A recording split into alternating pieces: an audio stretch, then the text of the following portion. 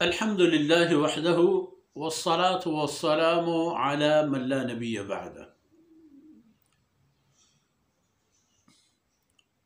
وعلى آله وصحبه الذين أوفوا عهده. سبحانك لا علم لنا إلا ما علمتنا إنك أنت العليم الحكيم. رب اشرح لي صدري ويسر لي أمري واحلل عقدة من لساني يفقه قولي واجعل لي وزيرا من أهلي رب زدني علما وارزقني فهما. ثم أما بعد،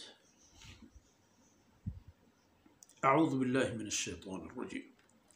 فيهن خيرات حسان فبأي آلاء ربكما تكذبان حور مقصورات في الخيام فبأي آلاء ربكما تكذبان لم يطمثهن إنس قبلهم ولا جان فبأي آلاء ربكما تكذبان متكئين على رفرف خضر وعبقري حسان فبأي آلاء ربكما تكذبان تبارك اسم ربك ذي الجلال والإكرام. تبارك اسم ربك ذي الجلال والإكرام.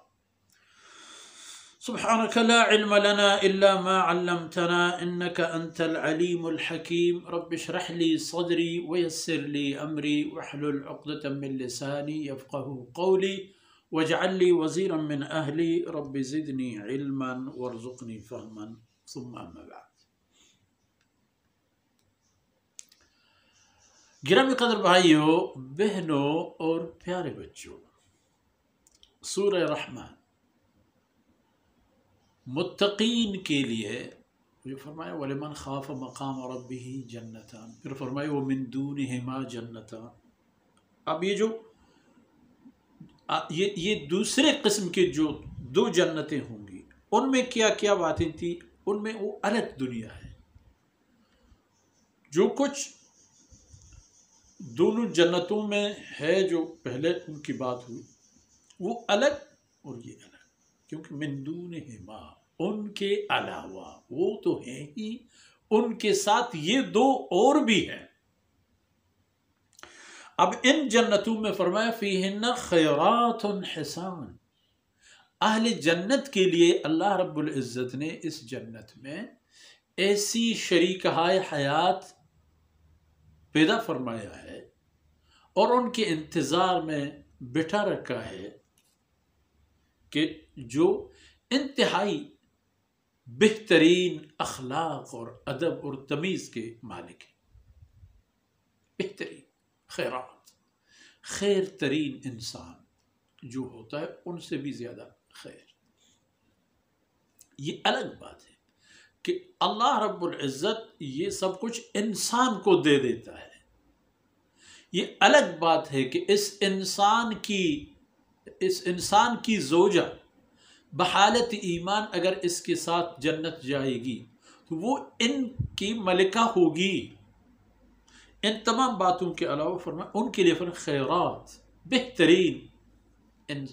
بہترین مخلوق، اور حسان، بہترین حسن کے مالک. اللہ رب العزت نے ان جیسے حسن کسی اور چیز کو نہیں دیا. تو پھر اپنے رب کی کون سی نعمتوں کو جھٹلاؤ گے اور حقیقت کی طرف نہیں آؤ. اور وہ کیا ہوں گی؟ حور مقصورات فی الخیام.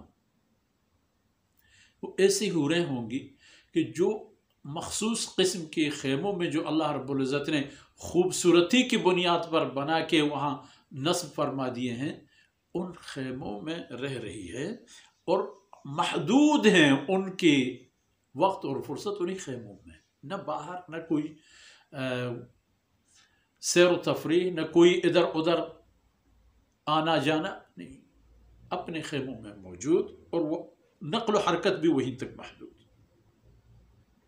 فَبِأَيِّ آلَاءِ رَبِّكُمَا تُكَذِّبَانِ، جن اور انسان دونوں سنو. تو پھر اپنے رب کی کون کون سی نعمتوں کو جھٹلاؤ گے؟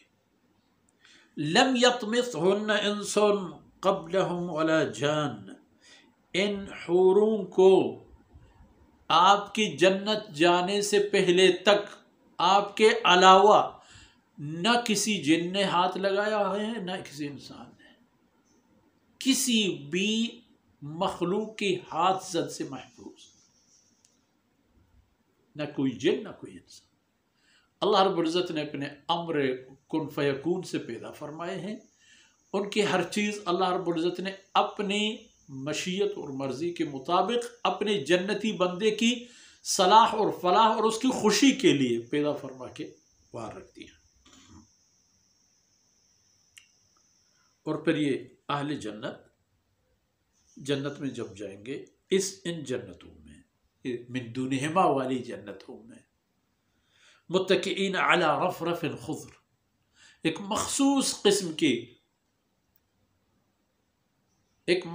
قسم کے چادریں یا لحاف یا بچھونے، ان پر یہ ٹیک لگائے ہوئے ہوں گے، اور وہ مخصوص قسم کی جو ان کے لیے بچھائے گئے بچھونے ہوں گے وہ خضر، سبز رنگ کے ہوں گے، وعبقری، اور لاجواب ہوں گے، عدیم المثال چیزیں ہوں گی۔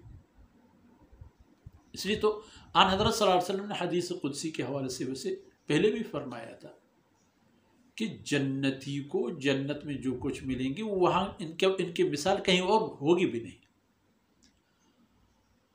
اور ان جیسے چیزیں کبھی کسی نے دیکھی نہیں، کیونکہ وہ صرف جنت میں ہی دستیاب ہے، صرف ماکولات والی چیزوں سے، فواکہ اور فروٹ جات کی قسم کی چیزوں میں جو کام و دہن کی چیزیں ہوں، ان کے لیے فرمایا کلما رزقوا منها من ثمرۃ رزقا قالوا هذا الذي رزقنا من قبل۔ لیکن ان کی بقیہ چیزیں جو ان کو ملیں گی، جو ان کے لیے بسترے ہوں گے، جو ان کے لیے قالین اور فروش ہوں گے، فرش وغیرہ، عبقری کا معنی عدیم المثال، ایسی کامل اور اکمل چیز کے جیسی کوئی اور چیز نہ ہو۔ حسان، حسن اور زیبناکی اور جلوناکی میں بہت آگے۔ فَبِأَيِّ آلَاءِ رَبِّكُمَا تُكَذِّبَانِ، تو پھر یہ دونوں مخلوقات دیکھ لو، اپنے رب کی کون کون سی نعمتوں کو جھٹلاؤ گے۔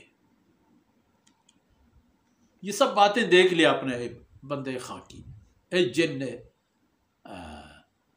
آتشی، تمام حقائق دیکھ لی۔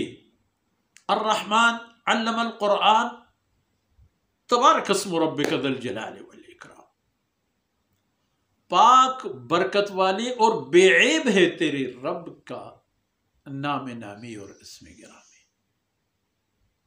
برکتوں سے مالا مال ہے، اور اسی کی فضل و مہربانی سے کائنات ہے، کائنات میں حیات ہے، حیات میں جنب و جوش ہے، حرکتیں اور برکتیں ہیں۔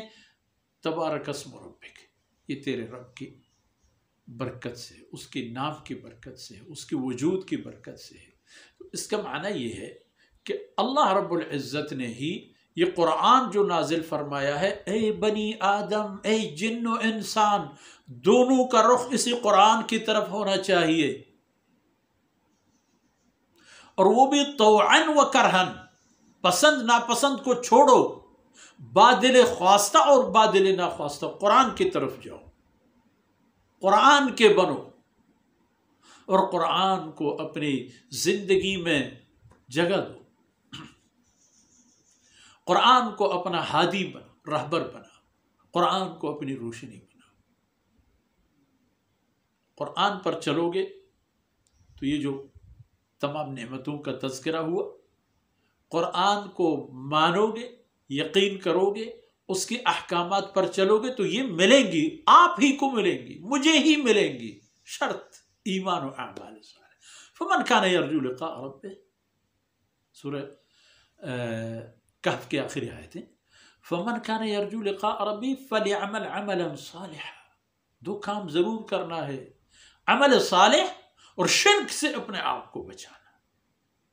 اور یہ قرآن آیا ہے تاکہ ہمیں کیا کرنا ہے وہ کر جائیں، اور جن چیزوں سے ہمیں اپنے آپ کو بچانا ہے وہ بچانے میں کامیاب ہو جائیں۔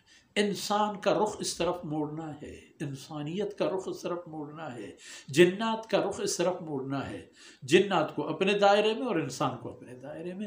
اور یہ بات یاد رہے کہ قرآنی قوانین اور اصول اور طرز زندگی میں جنات انسان کے تابع ہیں، ان کے لیے بھی محمد رسول اللہ صلی اللہ علیہ وسلم اللہ کے آخری رسول ہیں۔ اور سورہ رحمان کا بھی الحمدللہ اختتام اور تکمیل ہو گئی۔ اللہ رب العزت ان کی خیر و برکات ہمیں نصیب فرمائے اور کوتاہیوں سے درگزر فرمائے، اور جو کچھ عرض کیا گیا میرے اور آپ کی آخرت ہمارے لیے اور ہمارے عزیزوں کے لیے بہترین ذخیرہ بن جائے۔ وصلی اللہ علی نبینا محمد وعلی آلہ وصحبہ